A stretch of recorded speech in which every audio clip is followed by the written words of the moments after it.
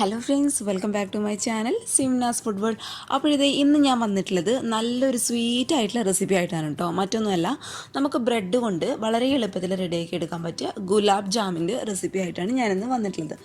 അപ്പോൾ സാധാരണ നമ്മൾ ചെയ്യുന്ന ആ ഒരു ഗുലാബ് ജാമിൻ്റെ മെത്തേഡിലല്ല, ബ്രെഡ് വെച്ചിട്ട് വളരെ എളുപ്പത്തിൽ സിമ്പിളായിട്ട് എന്നാൽ അത്രയും ടേസ്റ്റി ആയിട്ട് റെഡിയാക്കി എടുക്കാൻ പറ്റിയ നല്ലൊരു ഗുലാബ് ജാമിൻ്റെ റെസിപ്പി ആട്ടോ. അപ്പോൾ എല്ലാവരും ഒന്ന് കണ്ടു നോക്കുക. ബ്രെഡൊക്കെ കയ്യിലുണ്ടെങ്കിൽ വീഡിയോ കാണുന്നവർ ഇപ്പം തന്നെ ഉണ്ടാക്കി നോക്കിയോളൂ. അത്രയും ടേസ്റ്റാണ് കഴിക്കാനായിട്ട്. അപ്പോൾ നമുക്ക് പെട്ടെന്ന് തന്നെ ഈ ഒരു റെസിപ്പി എങ്ങനെയാണ് ചെയ്യുന്നത് നോക്കാം. അപ്പോൾ ബ്രെഡ് കൊണ്ടുള്ള ഈ ഒരു ഗുലാബ് ജാം റെഡിയാക്കാനായിട്ട് ഞാനിപ്പോൾ ഇവിടെ ഒരു 7 പീസ് ബ്രെഡ് എടുത്തിട്ടുണ്ട്. അപ്പോൾ നമുക്ക് ഈ സൈഡൊക്കെ ഒന്ന് കട്ട് ചെയ്യാം കേട്ടോ. അതൊന്നും വേണ്ട, കാരണം അത് നമ്മുടെ ഗുലാബ് ജാമിന് വേറൊരു കളർ കൊടുക്കും. അപ്പോൾ നമുക്ക് സൈഡ് അങ്ങോട്ട് ഒരു കത്തി വെച്ചിട്ട് റിമൂവ് ചെയ്ത് കളയാം.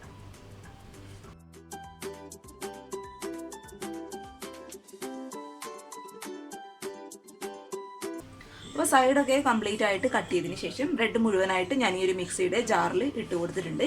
ഇനി നമുക്കിത് നന്നായിട്ടൊന്ന് പൊടിച്ചെടുക്കണം. അപ്പോൾ ഇത് നന്നായിട്ട് പൊടിച്ചെടുത്തതിന് ശേഷം നമുക്കിതൊരു പാത്രത്തിലോട്ട് മുഴുവനായിട്ടും അത് മാറ്റി കൊടുക്കാം.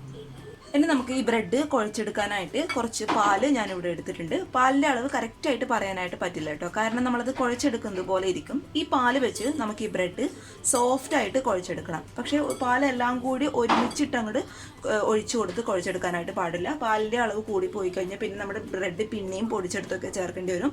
അതുകൊണ്ട് നമ്മൾ പുട്ടിനൊക്കെ കുഴച്ചെടുക്കില്ലേ, കുറച്ച് കുറച്ചായിട്ട് ചേർത്ത് കൊടുത്ത് ഒന്ന് കുഴച്ചെടുത്ത് നോക്കുക. അതിനുശേഷം വീണ്ടും കുറച്ച് ഒഴിച്ചു കൊടുക്കുക. അങ്ങനെ കുഴച്ചെടുക്കുക കേട്ടോ. പിന്നെ പാല് എന്ന് പറയുമ്പം ഇളം ചൂടുള്ള പാലാണ്, എന്നാൽ ഒരുപാട് ചൂടില്ല. നമുക്ക് കൈയൊക്കെ കുത്താൻ പാകത്തിലുള്ള ഇളം ചൂടുള്ള പാല് കേട്ടോ. അത് നമുക്ക് കുറച്ച് കുറച്ചായിട്ട് ഒഴിച്ചു കൊടുക്കാം. എല്ലാം കൂടി ഒരുമിച്ച് ഒഴിക്കാനായിട്ട് പാടില്ല കേട്ടോ. ബ്രെഡ് ആയതുകൊണ്ട് പെട്ടെന്ന് സോഫ്റ്റ് ആയിട്ട് കിട്ടും. അതുകൊണ്ട് ഈ ഒരു രീതിയിൽ സോഫ്റ്റായിട്ട് അങ്ങോട്ട് കുഴച്ചെടുക്കുക. ഈ ഒരു പാല് ഒഴിക്കുമ്പോൾ തന്നെ നമ്മുടെ ബ്രെഡ് കണ്ടോ നന്നായിട്ട് സോഫ്റ്റ് ആയിട്ട് വന്നു കേട്ടോ. ഏകദേശം എനിക്ക് തോന്നുന്നു ഒരു 3-4 ടേബിൾ സ്പൂണൊക്കെ പാല് മതിയാവും കേട്ടോ.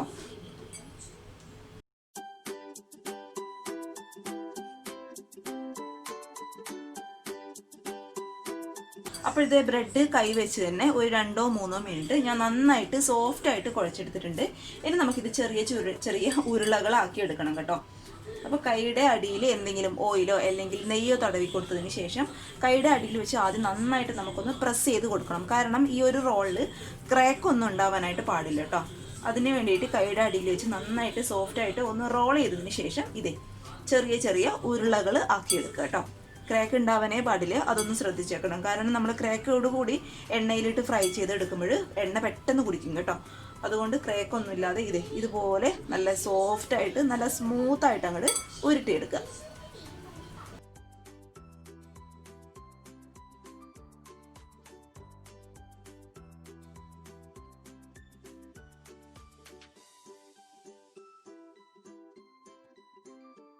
ഇത് ഞാൻ ചെറിയ ഉരുളകളാക്കി എടുത്തിട്ടുണ്ട്. അപ്പോൾ 7 ബ്രെഡൊക്കെ എടുക്കുകയാണെങ്കിൽ ഈ ഒരു സൈസിലുള്ള 7 ഉരുളകളാണ് കേട്ടോ നമുക്ക് കിട്ടുക.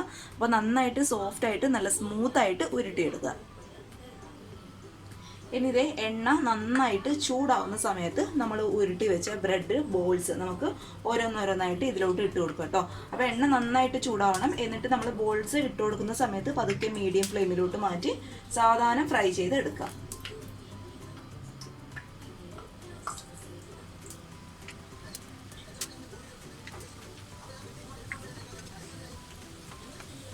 പിന്നെ ഇതെന്ന് പറയുമ്പോൾ ഒരുപാട് സ്പൂൺ ഇട്ട് അങ്ങ് ഇളക്കാനായിട്ട് പാടില്ല കേട്ടോ. ഈ ഒരു സമയത്തൊക്കെ നമ്മുടെ ഈ ഒരു ബോൾസ് ഈ ഒരു ഉരുള പൊടിഞ്ഞു പോകാനുള്ള ചാൻസ് ഉണ്ട്. അപ്പോൾ അതൊന്ന് ശ്രദ്ധിച്ചേക്കുക. ഒന്ന് ആയെന്ന് തോന്നുമ്പോൾ പതുക്കെ ഇങ്ങനെയുള്ള ഒരു സ്പൂണൊക്കെ വെച്ചിട്ട് ഒന്ന് തിരിച്ചിട്ട് കൊടുക്കുക കേട്ടോ.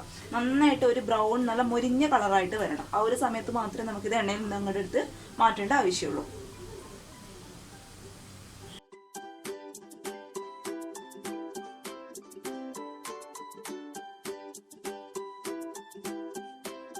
നമ്മുടെ ബോൾസൊക്കെ നന്നായിട്ട് ഫ്രൈ ആകുന്ന ആ ഒരു സമയം കൊണ്ട് തന്നെ നമുക്ക് ഈ ഗുലാബ് ജാമിന് ആവശ്യമായിട്ടുള്ള ഷുഗർ സിറപ്പ് ഒന്ന് റെഡിയാക്കി എടുക്കണം. അതിനായിട്ട് ഞാനിപ്പോൾ ഇവിടെ ഒരു പാന് വെച്ച് കൊടുത്തിട്ടുണ്ട്.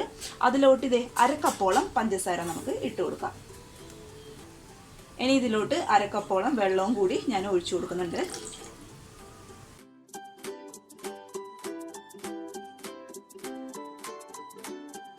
നമ്മൾ ഇട്ട് കൊടുത്ത പഞ്ചസാരയൊക്കെ ആ ഒരു വെള്ളത്തിൽ കിടന്ന് നന്നായിട്ട് അലിഞ്ഞ് അതൊന്ന് തിളച്ച് വരുന്ന സമയത്ത് ഒരു 2 ഏലക്കായ ഇത് ഞാൻ ഇതിലോട്ട് ഇട്ട് കൊടുക്കുന്നുണ്ട്. അതൊന്ന് ചതച്ചെടുത്തതാട്ടോ. എന്ന് വെച്ചാൽ ഒരുപാട് പൊടിച്ചെടുക്കേണ്ട ആവശ്യമൊന്നുമില്ല, ജസ്റ്റ് ഒന്ന് ചതച്ചെടുത്തത് 2 എണ്ണം നമുക്ക് ഇതിലോട്ട് ഇട്ട് കൊടുക്കാം. ഏലക്കായുടെ ആ ഒരു ഫ്ലേവറും കൂടി വരുമ്പോഴാണ് നമ്മുടെ ഗുലാബ് ജാമിന് പെർഫെക്റ്റ് ടേസ്റ്റ് കിട്ടുന്നത് കേട്ടോ. അപ്പോൾ ആ ഒരു ടേസ്റ്റ് നിങ്ങൾക്ക് കൂടുതൽ ഇഷ്ടമാണ് എന്നുണ്ടെങ്കിൽ ഒരു 3-4 ഏലക്കായ ചതച്ചെടുത്തത് ഇട്ട് കൊടുത്തല്ലോ കേട്ടോ. ഇനി ഇതും കൂടി ഇതിലോട്ട് ഇട്ട് കൊടുത്ത് ഈ ഒരു വെള്ളം നന്നായിട്ട് തിളയ്ക്കണം. നമ്മൾ എണ്ണയിൽ ഇട്ട് കൊടുത്ത ബ്രെഡ് റോൾസൊക്കെ ഈ ഒരു കളറായിട്ട് വരുന്ന സമയത്ത് നമുക്കിത് പതുക്കെ എണ്ണയിൽ നിന്ന് എടുത്ത് മാറ്റി കൊടുക്കാം. അപ്പോൾ ഞാൻ നിങ്ങൾക്ക് ഒരെണ്ണം കാണിച്ചു തരാം. കണ്ടോ, ഇത് ചെറുതായിട്ടൊന്ന് ക്രാക്ക് വന്നത് കണ്ടോ. അത് ഞാൻ ഉരുട്ടുന്നതിൽ എന്തോ ഒരു തെറ്റ് പറ്റിയതാണ്. അത് കണ്ടോ. അപ്പോൾ എണ്ണയിൽ ഇടുമ്പോൾ അതൊരു ഭംഗിക്കുറവായിരിക്കും, മാത്രമല്ല എണ്ണ നന്നായിട്ട് കുടിക്കുകയും ചെയ്യും. അപ്പോൾ അതൊന്ന് ശ്രദ്ധിച്ചേക്കാം കേട്ടോ. അപ്പോൾ നമുക്കിത് എണ്ണയിൽ നിന്ന് ഓരോന്നായിട്ട് എടുത്ത് മാറ്റി കൊടുക്കാം.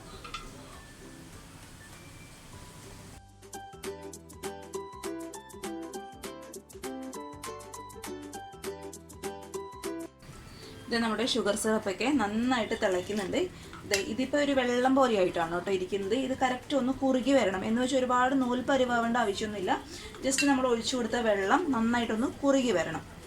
ഇത് നമ്മുടെ ഷുഗർ സിറപ്പൊക്കെ അത്യാവശ്യം ഒന്ന് ടൈറ്റായിട്ട് വന്നിട്ടുണ്ട്. ഈ ഒരു സമയത്ത് നമുക്ക് പതുക്കെ സ്റ്റൗ അങ്ങോട്ട് ഓഫ് ചെയ്യാം കേട്ടോ. അപ്പോൾ ഈ ഷുഗർ സിറപ്പിന് നന്നായിട്ട് ചൂടാവുന്ന ആ ചൂടുള്ള ആ ഒരു സമയത്ത് തന്നെ നമ്മൾ നേരത്തെ റോൾ ചെയ്ത് വെച്ച ബ്രെഡ് റോൾസ് നമുക്ക് ഓരോന്നായിട്ട് ഇതിലോട്ട് അങ്ങോട്ട് ഇട്ട് കൊടുക്കാം. നന്നായിട്ട് ചൂടാവണം കേട്ടോ ഷുഗർ സിറപ്പ്. അപ്പോഴും മാത്രമേ നമ്മുടെ ബ്രെഡ് റോൾസൊക്കെ നന്നായിട്ട് അതിൽ കിടന്നിട്ട് സോഫ്റ്റായിട്ട് മാറത്തുള്ളൂ.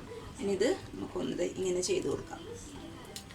ചൂടോടുകൂടി ഇടുമ്പോഴാണ് കറക്റ്റായിട്ട് ആ bread rolls sugar syrup complete ആയിട്ട് അങ്ങോട്ട് അബ്സോർബ് ചെയ്യും കേട്ടോ.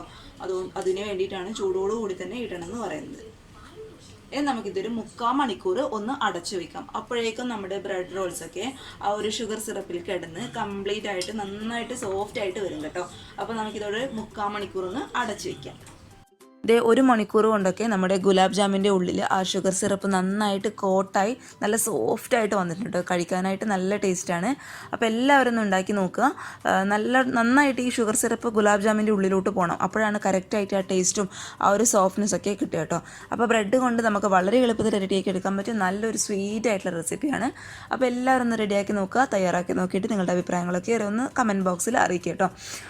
അപ്പോൾ പിന്നെ വീഡിയോസൊക്കെ കണ്ട് ഇഷ്ടപ്പെടുകയാണെങ്കിൽ സബ്സ്ക്രൈബ് ചെയ്യാൻ മറക്കരുത്. പിന്നെ ഈ ഗുലാബ് ജാമുൻ ഇഷ്ടപ്പെട്ടാൽ ലൈക്ക് ചെയ്യാനും മറക്കരുത്. അപ്പോൾ നാളെ ഒരു നല്ല വീഡിയോ ആയിട്ട് കാണും വരെ thank you for watching Simnas food world. By.